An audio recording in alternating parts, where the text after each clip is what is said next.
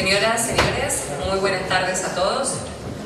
La Universidad de Ciencias Empresariales y Sociales, su superior consejo académico, su cuerpo de profesores y demás autoridades de esta Casa de Altos Estudios se complacen en dar a ustedes la bienvenida a este acto de imposición del título Doctor Honoris Causa a Monseñor Jorge Casareto, en mérito por su valiosa labor pastoral en el ejercicio de su misión sacerdotal y su contribución al desarrollo de una sociedad más justa y equitativa. Su nombre quedará junto a otras personalidades galardonadas con esta misma distinción. Preside este acto el rector de la Universidad de Ciencias Empresariales y Sociales, Dr. Gastón O'Donnell. Lo acompañan el intendente del partido de San Isidro, Dr. Gustavo Pose, y el homenajeado Monseñor Jorge Casareto. Nos honra con su presencia, entre otros, la vicerrectora general de la Universidad de Ciencias Empresariales, licenciada María Laura Pérsico, los señores miembros del Consejo Superior Académico y del Consejo de Administración y los decanos y directores de carrera de las distintas facultades, autoridades académicas y administrativas de la institución, directivos de establecimientos educacionales, representantes de la comunidad de la Ciudad de Buenos Aires y de la Diócesis de San Isidro. Honoris causa es una locución latina cuyo significado es por causa de honor, una cualidad que conduce a la persona al cumplimiento de sus deberes, al respeto a sus semejantes y a sí mismo. Es la buena reputación que sigue a la virtud, al mérito o a las acciones de servicio. Es un alto honor para personas de testimonio social reconocido e intachable. Las universidades son las que otorgan este título y solamente lo hacen a aquellas personas que han hecho un aporte de mérito en el ámbito social, cultural y que han trabajado por el bien común. Monseñor Jorge Casareto es el segundo obispo de la Diócesis de San Isidro. Nació en Buenos Aires el 27 de diciembre de 1936.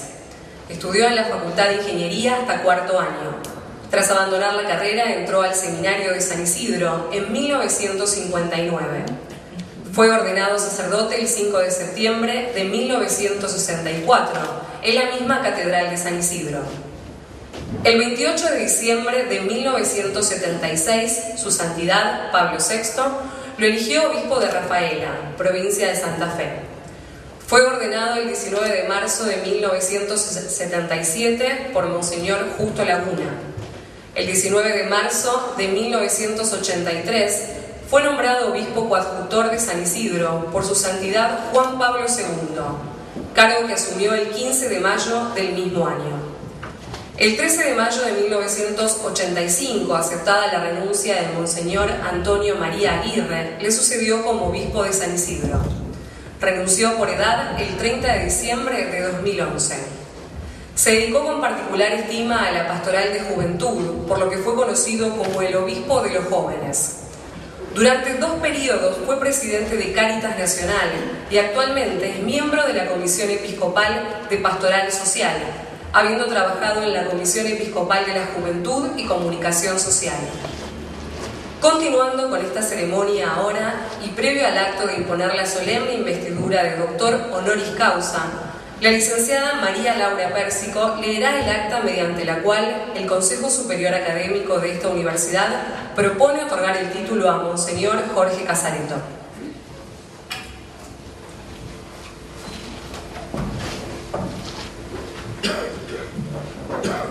Buenas tardes. En la Ciudad Autónoma de Buenos Aires, a los 10 días del mes de julio de 2013, se reúne el Superior Consejo Académico de la Universidad de Ciencias Empresariales y Sociales, UCES, y a propuesta de su rector emérito, Dr. Horacio O'Donnell, se decide el otorgamiento del galardón de Doctor Honoris Causa a Monseñor Jorge Casareto, en mérito a su valiosa labor pastoral en el ejercicio de su misión sacerdotal y su contribución al desarrollo de una sociedad más justa y equitativa.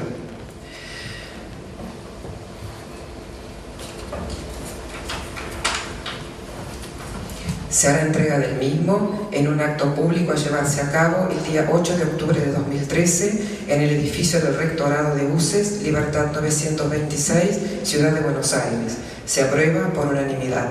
Doctor Luis Ferreira, presidente del Superior Consejo Académico.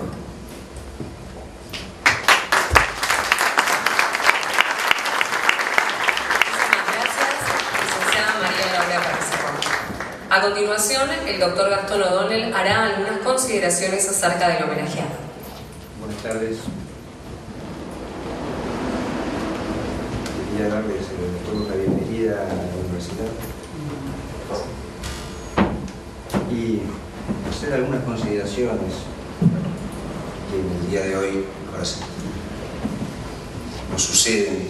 Habitualmente el otorgamiento de un doctorado honoris causa es un acto académico, generalmente frío y que se limita a ese otorgamiento. En el día de hoy estamos particularmente emocionados, yo en lo personal, pero la propia universidad, por algunas cuestiones que hacen a lo institucional y también hacen también a lo personal.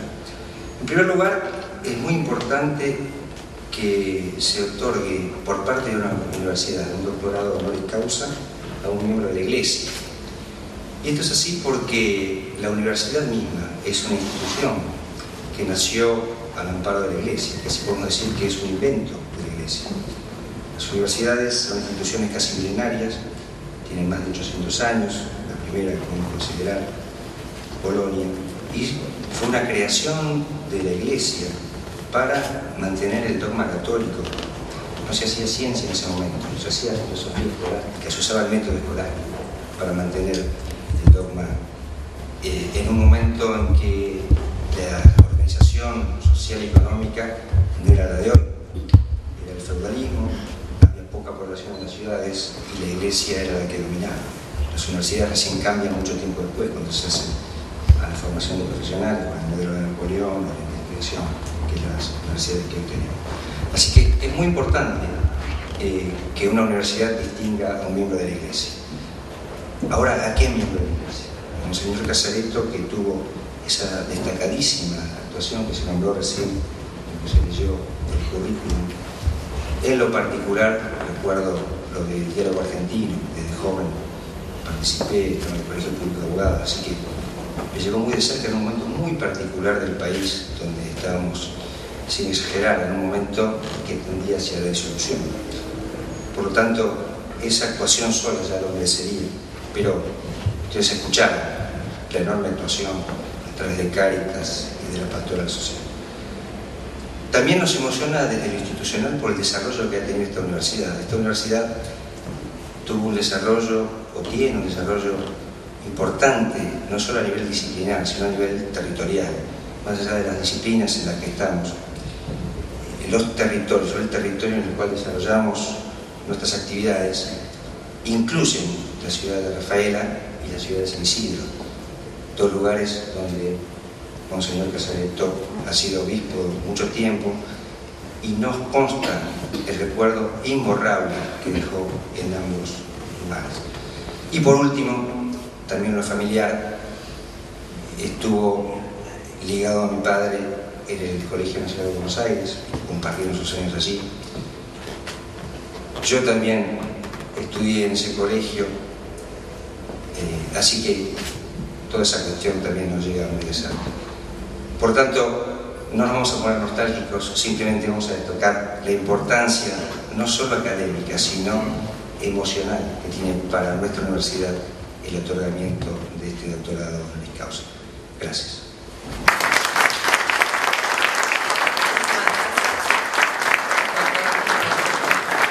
Seguidamente, el intendente de San Isidro, doctor Gustavo Pose, nos dirigirá unas palabras. Buenas tardes a todas las amigas, a todos los amigos presentes, al rector y a los distintos responsables de esta querida universidad. Aprovecho para saludar a nuestro amigo, que recién en estos meses me estoy acostumbrando a tutearlo, previo a haberle pedido permiso, que es a quien hoy tengo la oportunidad de acompañar en este doctorado, que le pregunté, uno siempre como es intendente quiere ver si hace una gestión, y dije, ¿le puedo hacer alguna gestión a ver si en lugar de ser doctor honoris causa, usted puede ser ingeniero honoris causa? Y me dijo, bueno, fíjate si podemos. Tuve oportunidad de conocerlo cuando sabía de él como sacerdote, lo vi de vuelta cuando vine de Santa Fe, vine de Rafaela, para tomar las tareas que de alguna manera tenía que dejar de hacer el primer obispo de San Isidro, Monseñor Aguirre. Y me acuerdo que la primera actividad en la que lo veo, cuando todavía faltaban minutos para que comience la democracia y que la situación era medio de papel, y entonces, ¿qué es lo que hacía el obispo? Auxiliar una reunión como lo que siempre había hecho con jóvenes de los distintos partidos políticos, pensando en lo que se venía, de qué manera quienes teníamos escasos años podíamos contribuir a una sociedad mejor. Sobre todo, ahí lo que observé y lo que aprendí es que era una reunión de escuchar. Y después vino ya todo lo que más se conoce. Es una persona que si uno tuviese que buscarle el perfil, es una persona dada al diálogo, su construcción es a través del diálogo, su búsqueda siempre es la búsqueda de la concordia, es un campeón de eso, busca ser un constructor, tiene muchísima paciencia, un carácter que se muestra siempre tranquilo, pero un carácter fuertísimo, de posiciones muy firmes. Es una persona donde lo que se ve es exactamente lo que es, por eso quienes fueron invitados por parte de la universidad y por parte de Jorge Casareto mismo, saben que pasaron los años y sobre todo los que se conocen de jóvenes, de adolescentes, saben que pasaron los años y que lo que ven es lo que es y que cambiar no cambió. Así como es una persona multifacética, tiene mucho que ver con toda esta historia contemporánea de la Argentina. No es que me toca por localismo o me toca porque fue de los que conocí, sino porque siempre además pensamos que las personas que estábamos, o porque vivíamos en la zona, o porque estábamos en la diócesis de San Isidro, siempre pensábamos que un día Casareto no iba a estar con nosotros, que Casareto iba a existir una razón que lo excediese a él mismo y que lo iba a llevar a otras funciones desde la iglesia. La verdad es que, para suerte de él y para suerte de todos nosotros, siempre tuvimos la oportunidad de poder conservarlo. Y desde ese lugar fue un gran armador de equipos. No es mi especialidad, pero la verdad es que la diócesis de San Isidro es diferente en el sentido de que hay mucho armado, mucho trabajo, mucho equipo en la educación, mucho equipo con los sacerdotes. Seguramente un detalle que no menor es un nivel de exigencia con los sacerdotes importante y un nivel de respuesta muchísimo más importante por parte de los sacerdotes hacia lo que se requería de ellos. Es un lugar de muchas iglesias a lo largo de toda esa parte de la zona del Gran Buenos Aires y de iglesias llenas, porque así es la idiosincrasia, pero de alguna manera, si bien muchos de ustedes lo conocieron a Casareto como niño, como joven, como perteneciente a una familia de un barrio acá de la capital federal de la ciudad de Buenos Aires, en realidad él es el producto de todo su trayecto, pero me parece que muy buena parte del producto es de esa idiosincrasia que conforma el San Isidro todo, que no es el San Isidro que más se ve, el San Isidro más elegante, el San Isidro con esa palabra que mucho no nos gusta, entre comillas, rico, sino que es el San Isidro donde al rugby juegan que en el equipo más saliente del hijo del carnicero, o en este momento el hijo de la señora que tiene un puesto de flores en la avenida, y donde, para que sea más sencillo, le daban las llaves del lugar, en tal de que los días que él podía, a las 7 menos cuarto de la mañana abría el club y jugaba a la pelota paleta.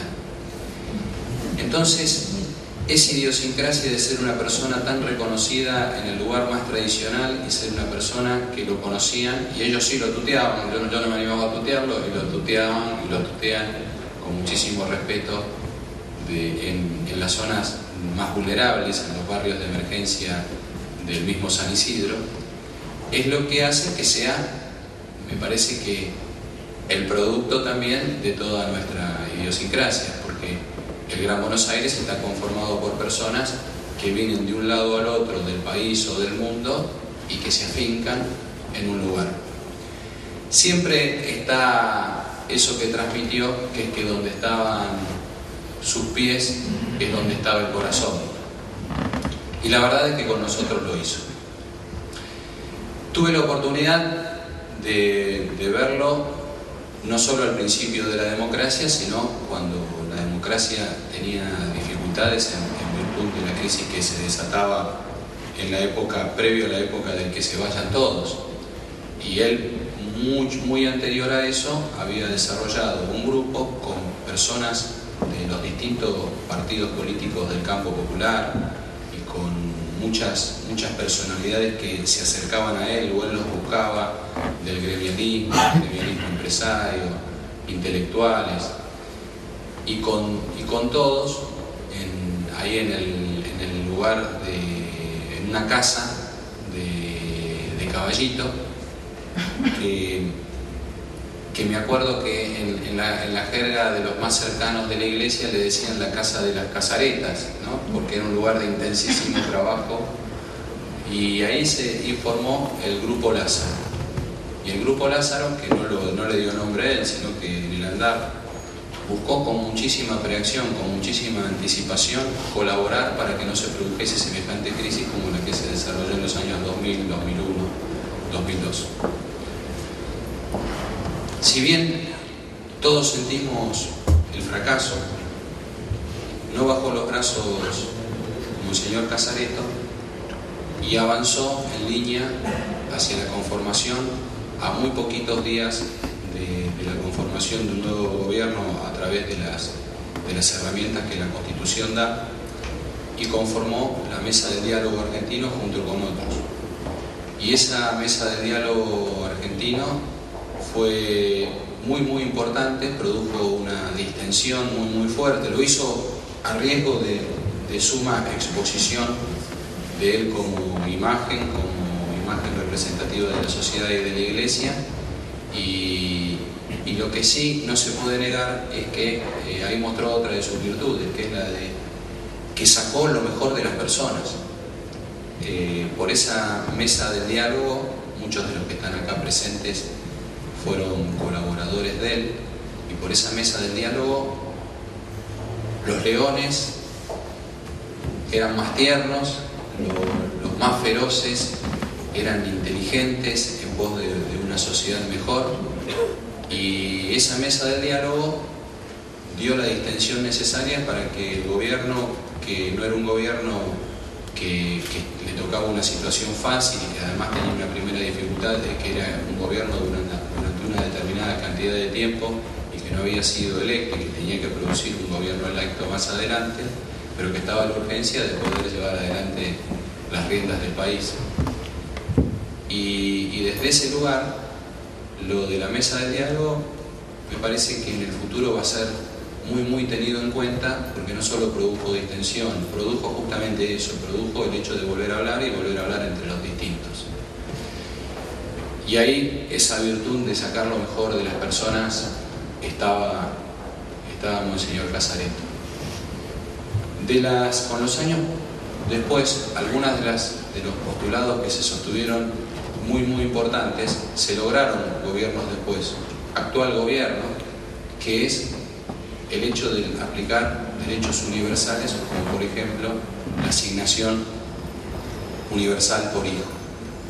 que tiene eso de la búsqueda de dejar de lado la apropiación, la utilización del Estado para el hoy y pensar en la cuestión de lo de hoy, el mañana y trascender en el tiempo. Y en realidad la referencia de la asignación por hijo, la asignación universal, la asignación sin ningún otro tipo de aplicación que lo tenga aquel que le corresponde y darle la oportunidad a aquella madre, a aquellos hijos, a aquella familia que está viviendo en la vulnerabilidad más absoluta, darle la oportunidad de poder seguir adentro de una sociedad de la manera mínimamente más digna posible.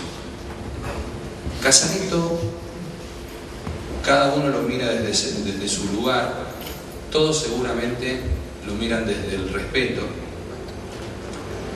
pero Casareto no es una persona ni de izquierda ni de derecha, es una persona que, como muchos de los integrantes de la Iglesia, tuvo un protagonismo que no se notó, pero protagonismo que existió, como muchos hombres de la política también lo tuvieron durante la dictadura, durante el momento de la parte más violenta de la represión, y tuvieron una misión que llevaron adelante, que fue la de salvar vidas. Él seguramente va a hablar de los grises, y que él se considera un gris, que los grises son esas personas que están en el centro, de modo tal de siempre poder provocar y facilitar el hecho de que haya comunicación entre los extremos en una situación dada, y de esa manera salvaron muchísimas vidas. Lo que nos parece, si tuviésemos que buscar un guía espiritual en aquellos y en estos años, seguramente lo buscamos en un anterior párroco de San Isidro, que es el caso de Monseñor Laguna, quien era su amigo. Y además quiero decirles que las personas son lo que son y siguen siendo así. Cuando yo le pregunté alguna vez si era cierto que, él me dijo sí, efectivamente, y lo que era efectivamente es que el primer obispo de San Isidro, Monseñor Aguirre, se había acercado a la Quinta de Olivos para fijar posición en defensa del sistema democrático y para que no fuera derrocado el presidente Arturo Frondizi. Y el chofer del auto, porque había que ir hasta el lugar, había que pasar por las postas militares y después eran gobiernos que estaban siempre sitiados. Y el que manejaba el auto era un sacerdote joven, que es justamente Monseñor Casareto. Manejaba el auto del obispo de San Isidro para poder llegar a fijar posición respecto del gobierno que temían que iba a ser derrocado. Posición, fijar vidas, salvar vidas, el Grupo Lázaro, la Mesa del Diálogo, la cuestión humana. Con los tiempos, él era amigo, respetuosos entre ellos de cada uno de sus roles, de un secretario de gobierno y anterior juez de paz que había tenido el municipio y que fue secretario de gobierno hasta la última época conmigo, que era Carlos Caparelli. Y yo los veía a los dos y digo, ¿cómo pueden ser dos personas tan distintas y que los dos se aprecian tanto? Y bueno, así eran dos. Y así es como era Monseñor Casareto, y a través de Caparelli y a través de Arturo Friel, que es un sociólogo, un colaborador mío directo, y su familia y Arturo son de la amistad de Jorge Casareto, es que me voy enterando con el tiempo, y entonces me voy enterando lo del deporte, ya lo sabía porque sabía que era buen jugador de pelota paleta, sigue jugándola, entiendo, de una vez por semana, y me fui enterando del hecho de que era tanguero. Bueno, me pareció, que bueno, tanguero, así de medio chiste de origen porteño inicialmente. Después me dicen, no, pero tanguero poeta, me gusta. Después viene la parte más difícil de todo esto, que su afición por el deporte lo vuelve de alguna manera también seguidor de su equipo de fútbol, y su equipo de fútbol es River Plate. Que entiendo que es la parte más crítica de su personalidad.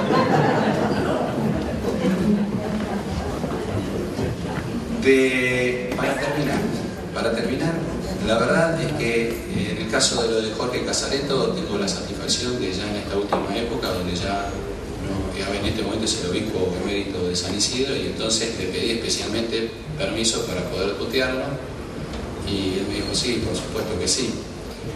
Y la verdad es que para mí es parte de la niñez, es mi referente respecto de la cuestión espiritual, además de uno ser fiel. La verdad es que es una persona que siempre se va a encontrar en él un consejo, si uno lo pide, y si uno no lo pide, después de un comentario, de un diálogo, con el correr de las horas o cuando uno ya lo deja, va a encontrar que hay palabras de él que pueden servir si uno las toma como un consejo. Se trata de la personalidad de la que estábamos hablando.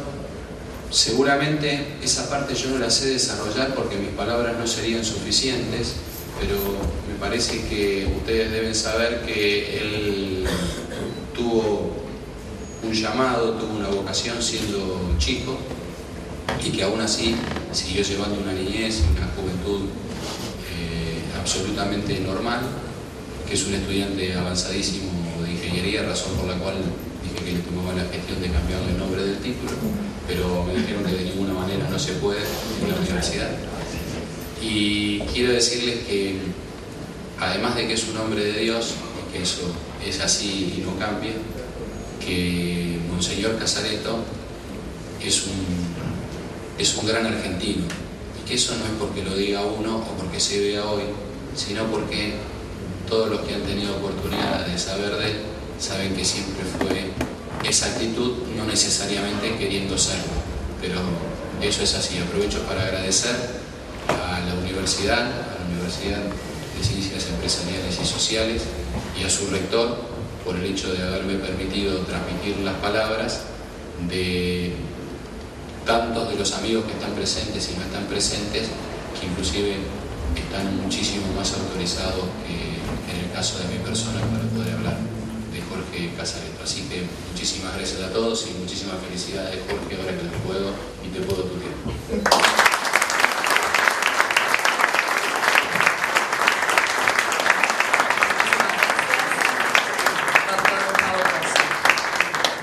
Invitamos ahora sí a todos los asistentes a ponerse de pie.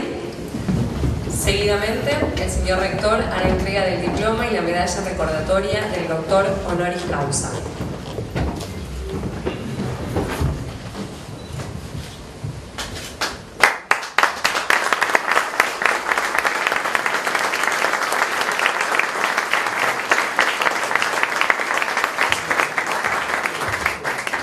Invitamos a Monseñor Jorge Casareto y a los miembros del estrado a firmar el libro de honor.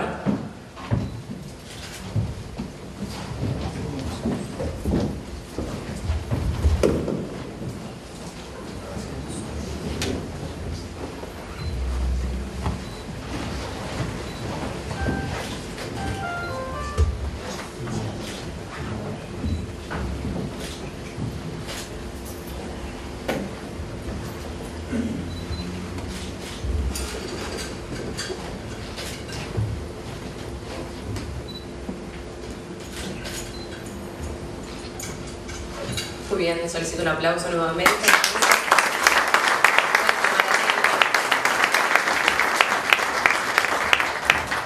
A continuación, hará uso de la palabra el flamante doctor honoris causa de la Universidad de Ciencias Empresariales y Sociales, Monseñor Jorge Casareto, que disertará sobre el papel de la Iglesia en el camino hacia la democracia en Argentina, restaurada en 1983. Bien, ante todo, realmente muchísimas gracias. Gracias a Gastón, gracias a Horacio O'Donnell, que no está por acá. Tenemos en común ser exalumnos del Buenos Aires. Horacio estaba en una promoción posterior a la mía, así que yo era su celador. Y esta es la razón por la cual yo soy doctor honoris causa. Pues esto es una cuestión. Pero muchísimas gracias, Gastón, la verdad, muy conmovido por y a todos ustedes. Bueno, y muchas gracias por la presencia de todos ustedes. Yo tengo que dar una conferencia, pero voy a ser benévolo con ustedes y ustedes la pueden bajar de internet. ¿Dónde es todo? Lo pueden bajar en www.uces.edu.ar/Casareto. Bueno. Pues igual se lo decimos. Después lo explicas un poquito más. Sí. Porque hice un trabajo largo, pero sabía que no lo iba a leer, pues aburrido. Voy a hablar una media horita. Prometo que no más de media hora. El tema a mí me interesó mucho, dado que podías ponerlo aquí, que es el camino que hizo la Iglesia para llegar a la democracia en el 83, no cuando estaba instaurada. Porque con la Iglesia pasa con estas cosas. Nosotros partimos de la base evangélica que la mano derecha no tiene que enterarse de lo que hace tu mano izquierda. Por eso a mí me inhibe un poco también el recibir un doctorado honoris causa. Son de ese tipo de cosas que en conciencia le complican la vida, pero bueno, no se entrega. Pero la Iglesia siempre trabaja en el silencio, no hace tanto alarde. Fíjense lo que ha pasado con Francisco. De golpe Francisco es Papa y nos enteramos una cantidad de cosas que hacía Francisco cuando era obispo, que no las sabíamos. Como es Papa, esto toma una publicidad, una repercusión importante. Entonces, esto lo escribí yo, lo vengo escribiendo hace mucho tiempo, lo voy a desarrollar más todavía con el tiempo. Pero la Iglesia trabajó mucho durante toda la dictadura para que se pudiera restaurar la democracia. Primero, una referencia a carácter personal. Una de las cosas que a mí me ha inquietado siempre es por qué la traducción al orden político y social de la fe a veces tomó improntas fascistas. Ha habido muchos católicos fascistas en Argentina. A veces tomó improntas cuasi marxistas. Y a veces, en muchos casos, yo creo que esto tomó la impronta de la democracia. Yo tuve la gracia de Dios y les digo, a las únicas personas que he invitado son amigos muy muy íntimos y a mis compañeros de la Acción Católica de Santa Julia, que están acá muchos de ellos, y mis compañeros del Colegio Buenos Aires. Porque esas fueron las dos grandes escuelas que yo tuve. En la Acción Católica de Santa Julia, en Caballito, teníamos una impronta fuertemente democrática. En algunas otras acciones católicas de otras parroquias había una impronta fuertemente nacionalista. Bueno, yo tuve la gracia de caer en esa acción católica, por ejemplo, de barrio, es decir, de dirigentes, de sacerdotes que estaban en esa parroquia. Y de joven leíamos a Maritain, ¿no es cierto?, a Folliet, es decir, teníamos toda una inquietud por una democracia auténtica. Y en el Colegio Buenos Aires también, extraordinarios profesores, incluso nosotros como alumnos nos inquietábamos con las cosas políticas. Bueno, eso me facilitó a mí, en todos esos años de formación, tener también personalmente esta impronta de valoración de lo democrático. En este trabajo que hice, yo hago referencia a Fray Mamerto Esquiú. Fray Mamerto Esquiú, por supuesto, vivió en el 1850 prácticamente. Ahí está la referencia, no quiero ponerme a leer mucho, pero él nació en el 26. Cuando se proclama la Constitución en la Argentina, la Constitución proclamaba la libertad de cultos. Para los católicos en aquella época, primero era una época donde había poca dirigencia de obispos, no había casi obispos en la Argentina. Tan es así que Rosas a veces nombraba a los párrocos, así que fíjense la carencia que había episcopal. Pero en ese momento, la libertad de cultos, para muchos, era la posibilidad de que se difundiera la herejía. Y de golpe aparecen tipos como Mamerto Esquiú diciendo: venimos peleándonos en una guerra civil. El otro día leía no sé cuántos miles de muertos, del 1810 al 1853. Y Mamerto Esquiú en Catamarca le piden justamente que pronuncie un sermón pensando que va a hablar contra la Constitución, y pronuncia el famoso sermón donde dice, esto lo leo porque es muy interesante, ¿no? Dice: obedezcan, señores, sin sumisión no hay ley, sin ley no hay patria, no hay verdadera libertad, existen solo pasiones, desorden, anarquía, disolución y guerra. Y entonces juren la Constitución. Esto es algo fuerte de Mamerto Esquivo. Yo estoy proponiendo en la pastoral social que lo nombremos como patrono de la pastoral social a Mamerto Esquivo, porque fue un pensador, fue obispo después en Córdoba, era sacerdote en aquella época, hablaba muy bien. Él tenía una visión profética que expresó en estos 3 sermones por la vigencia de la Constitución y la instauración de la democracia en la Argentina. Fue un precursor eclesial. Bueno, yo salto de ahí, a los años de plomo argentinos, que fueron realmente años difíciles. Y en esa época, para mí uno de los maestros, yo fui a Rafaela en el año 77, uno de mis grandes maestros, tuvo muchos maestros en la vida eclesial, Monseñor Laguna, Monseñor Aguirre, pero yo llego a ser obispo a Rafaela y me encuentro con 2 potencias ahí, Monseñor Saspe en Santa Fe y Monseñor Iriarte en Reconquista. Ellos muy sutilmente me convocaron a reuniones y prácticamente me dijeron cómo trabajaba la iglesia en el norte de Santa Fe. Y enseguida yo realmente sentí una gran admiración por el trabajo de ellos, por todo lo que era el trabajo con los presos políticos, con los familiares de los presos políticos, todo el trabajo que había que hacer oscuramente. Bien, no es el tema cómo fue la iglesia en la época difícil de la dictadura, esa harina de otro costal, no es el tema de hoy. Pero sí, rescatar esto. Saspe dice, en este momento en la Argentina hay una Argentina secreta. En ese momento de la dictadura hay una Argentina secreta. Y esa Argentina secreta se constituye por hombres y mujeres que seguían creyendo en los partidos políticos, personas que querían apostar por el diálogo y el encuentro, y que normalmente eran despreciados y tildados de ingenuos e inoperantes por los violentos. En la década del 70 existió esa Argentina secreta que estaba allí sin poder tener una expresión oficial, sin ser noticia, porque no era complaciente ni con unos ni con otros, y que fue la que silenciosamente gestó, a mi entender, los autores argentinos. Por supuesto, no me estoy refiriendo a quienes, ante la impotencia que generaba la ola de violencia, quedaron atónitos y paralizados, mucho menos a quienes decidieron mirar para el costado y se refugiaban en el no te metas, dejando más espacio a los violentos. Esa secreta estaba representada, a mi entender, por los hombres del matiz, del discernimiento.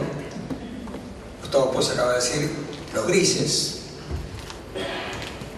Los hombres del hacer lo posible miraban con asombro, dolor e impotencia el enfrentamiento violento provocado por los utópicos, los idealistas y todos aquellos que creían en la fuerza y en la violencia y que generaron tantos males en la Argentina. Muchos, como Saspe, formaron esa Argentina que, a pesar de la aparente impotencia del diálogo frente a las armas, no bajaba los brazos. Yo creo que ese país secreto fue el que forjó las condiciones para crear un marco institucional posible que solo pudo afirmarse cuando la propia soberbia terminó destruyendo a los violentos. Hay, muchos libros, miren, yo consumo todos los libros de la década del 70. Uno que me impresionó mucho es el de Giussani, lo recomiendo mucho, ¿no? La soberbia armada, y muchos otros libros, últimamente se ha escrito mucho. Y en realidad uno nunca tiene que estar conforme con lo que hizo. Yo como obispo estoy como disconformísimo con cuál fue mi actuación en la década del 70. Y la Iglesia pidió perdón y tenemos que seguir pidiendo perdón muchas veces porque ciertamente no estuvimos a la altura de las circunstancias. Es más, yo le digo, es un tema que me he planteado muchas veces. El otro día tuvimos una reunión con compañeritos del Colegio de Buenos Aires que llevamos, el año que viene cumplimos 60 años de bachilleres, nos seguimos reuniendo todos los años un día y medio, vinimos 33 el otro día, bastante bien por lo que vamos quedando, y apareció una estadística. En el colegio hay creo que 105 o 107 alumnos desaparecidos. Yo siempre pensé, si me hubiera tocado ser alumno del colegio 10 años después, yo no sería desaparecido más. Con la cuota de idealismo que teníamos en nuestra juventud, con las inquietudes que teníamos, yo cuando pienso en mi historia personal, digo, yo también podría haber sido violento, tranquilamente. Y esto lo pienso y lo pienso mucho. Además, cuando uno se va acercando al final de la vida, repiensa mucho la vida y tiene motivos para arrepentirse de muchas cosas. Y también, fundamentalmente, gracias a Dios y a tanta gente, ¿no? Porque uno es producto de tantos maestros que tuvo, de tantos compañeros que tuvo, de tantos amigos que tuvo, de la familia que tuvo. Uno es producto de todo eso. Y uno, bueno, lo que pensó y lo que piensa es como una sucesión de hechos donde interviene Dios a través de muchas mediaciones. Y bueno, uno tiene que dar gracias. Yo tengo que dar gracias a Dios porque en el orden sociopolítico hice una opción por la democracia desde muy joven. Pero no me lo inventé yo. Esas fueron las inquietudes de otros compañeros míos con los que discutíamos, con los que hablábamos.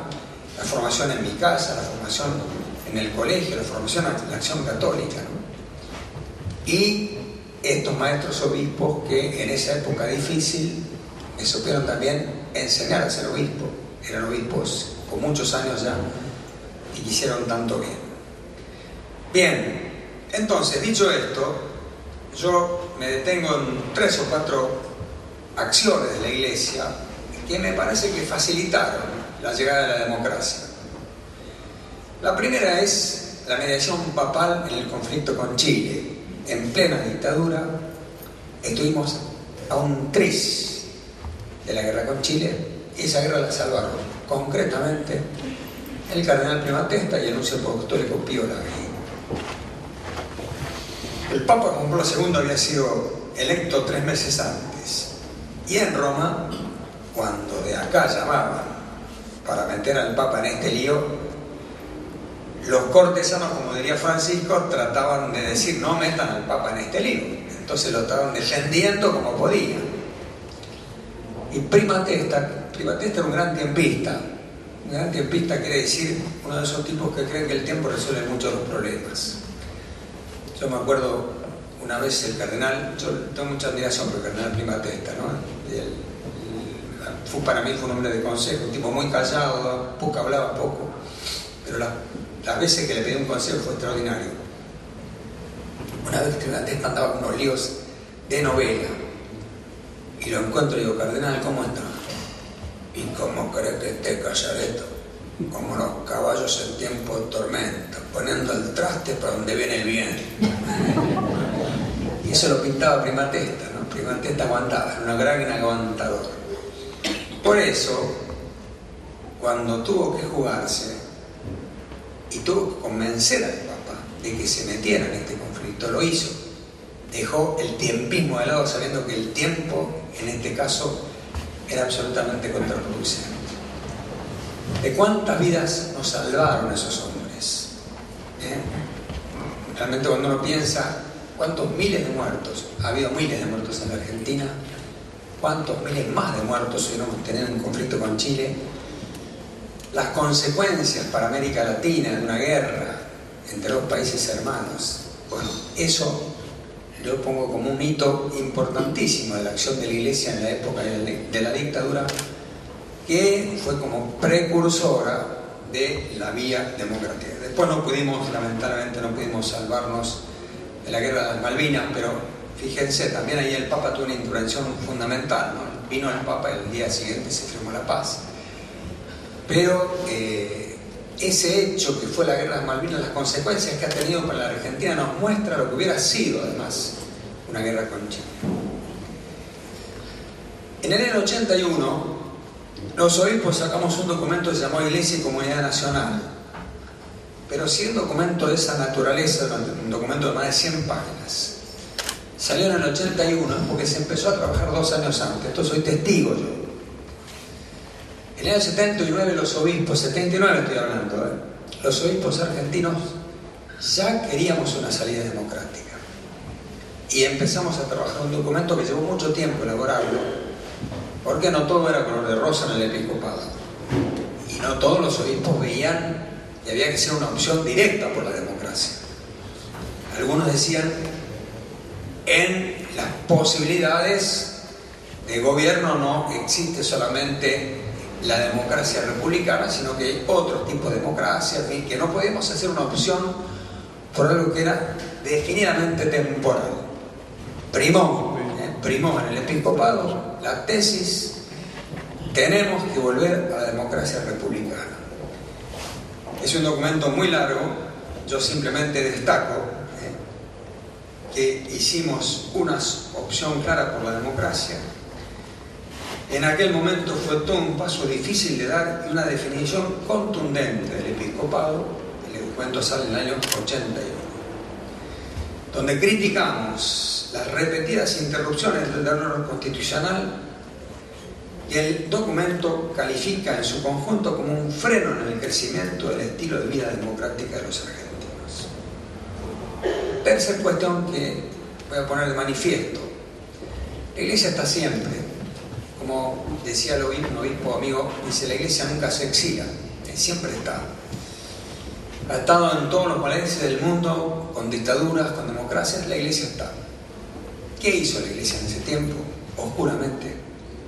Salvó muchas vidas, acompañó mucho al pueblo. Y la Iglesia fue uno de los pocos recintos donde la gente se podía reunir. Y allí, y esto yo soy testigo, pues yo era sacerdote, hasta el 77 fui sacerdote, y Pose lo acaba de decir, en San Isidro, él siendo joven, iba a reuniones donde en las parroquias se hablaba, se discutían los documentos de Medellín, hacíamos la Semana de la Juventud, se discutía sobre la opción al socialismo, se discutía sobre la violencia y la no violencia, y todos eran unos grandes semilleros de jóvenes que se formaban, y que el único recinto donde podían ser recibidos, no digo totalmente, sin ser sospechados totalmente, porque muchas iglesias fueron objeto de miramiento y de acciones violentas incluso, pero allí se formó mucha juventud. Ese es el trabajo cura de la iglesia. Acá veo algunos de los jóvenes de aquella época que estaban en nuestras reuniones, discutíamos esos documentos que eran tan importantes, donde se tomaba conciencia del tema de la pobreza. Hablar de pobreza en aquel tiempo ya era ser sospechado, y en la iglesia se hablaba de estos temas, y se seguía trabajando, y se seguía instando. Si bien en algunos ámbitos eclesiales se hizo alguna opción por la violencia, en líneas generales, los párrocos, los sacerdotes, los adultos, los orientadores de los jóvenes, queríamos una opción no violenta y queríamos seguir trabajando para que los jóvenes captaran el valor del diálogo, del encuentro, de la no violencia, para encontrar una salida democrática. Y por fin, yo ahí hablo también de la pastoral de juventud, y por fin algo que está prácticamente olvidado. Hoy cuando se habla de la mesa del diálogo se hace referencia solamente a esta mesa de la que habló Pose, que es la del año 2001, pero en el año 1981 hasta 1983 existió una comisión de obispos formada por Laguna, Castaña, Monseñor Devoto, Monseñor Ufano y Monseñor Galán, por la cual pasaron todos los partidos políticos, y pasaron todos los sindicatos, y pasaron incluso las Madres de Plaza Amado y organizaciones de derechos humanos. Y acá yo le pedí una crónica a Castaña, que todavía vive. Bueno, me mandó una cosa demasiado larga. Les leo nada más que alguna cosita, porque es importantísimo. Esa comisión permitió, en un momento que no existía el diálogo político, pero prácticamente estaban marginados todos los partidos políticos, la iglesia recibió a todos. La emergencia del momento requería todo el esfuerzo por parte de los pastores, en quienes mucha gente cifraba sus esperanzas para una salida que recondujera a la nación a su total normalización institucional. Durante todo el 82 hasta octubre del 83, la Comisión Episcopal recibió varias veces por semana a quienes solicitaban exponer sus expectativas y proyectos. La infraestructura actual. De esa manera nos entrevistamos con casi todos los partidos políticos, incluso con el Partido Comunista. La CGT, entonces fragmentada en dos. Los principales grupos sociales, Madres de Plaza Mayo de Derechos Humanos, el Nobel de la Paz, algunas ONG.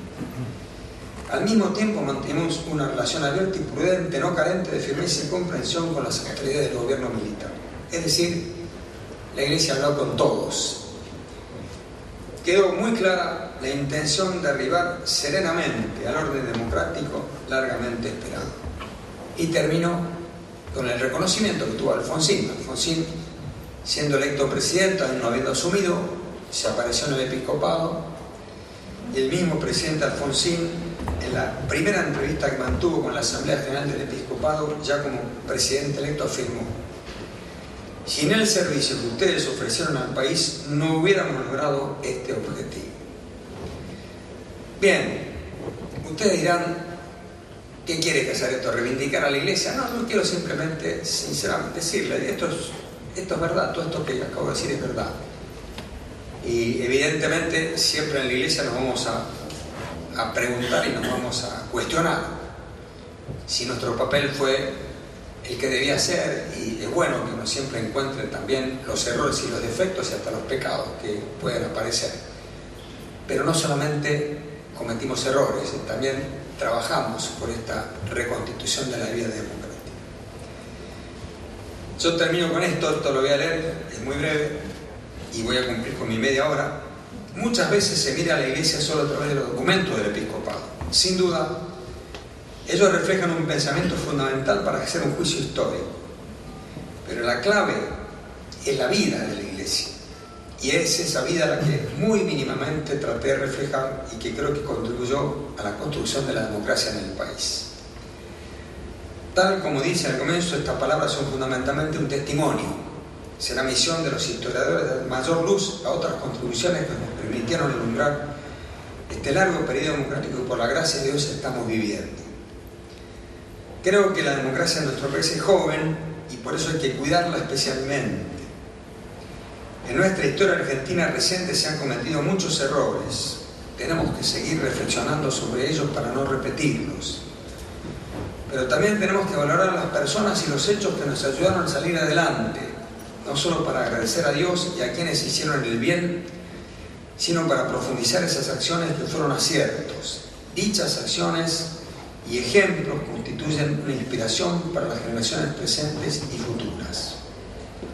Que Dios nos ayude a ser humildes, responsables y agradecidos para mirar la historia y para poder aprender de ella.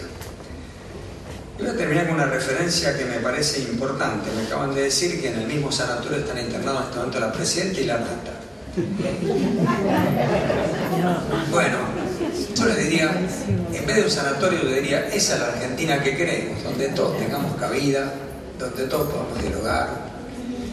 Y yo creo, sinceramente, cuando me preguntan, generalmente los argentinos somos sumamente pesimistas y quejosos. Yo creo que en los próximos años estamos a las puertas, si seguimos trabajando, si los políticos como Pose y muchos que están acá presentes siguen trabajando bien, estamos a las puertas de un fortalecimiento democrático basado en acuerdos muy importantes. La Argentina necesita llegar a grandes acuerdos, necesita llegar a 4 o 5 grandes acuerdos, y el cansancio de los argentinos de esta actitud de enfrentamiento, venimos de la época de los unitarios y federales siempre divididos, ¿no? Ese cansancio de los argentinos después de casi 200 años, ese cansancio de los argentinos me parece, porque muchas veces el cansancio tiene un valor muy grande y es lo que genera los cambios. Ese cansancio de los argentinos me parece que también va a ser el fundamento de algún gran acuerdo democrático futuro que nos permita tratarnos como hermanos, no como enemigos, no como siempre marcando lo que significa ser adversarios, sino fundamentalmente en esa gran fraternidad que nos une por ser hijos de este mismo país. Bueno, que Dios nos bendiga a todos y muchas gracias por...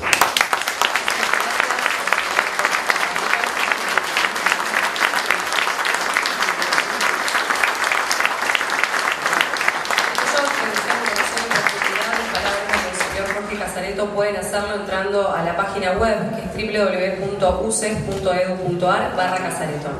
Agradecemos la presencia de todos ustedes y los invitamos a firmar el libro de honor y compartir un brindis en el hall del auditorio. Muchísimas gracias. Como ven, el que usa la estola hoy no soy yo,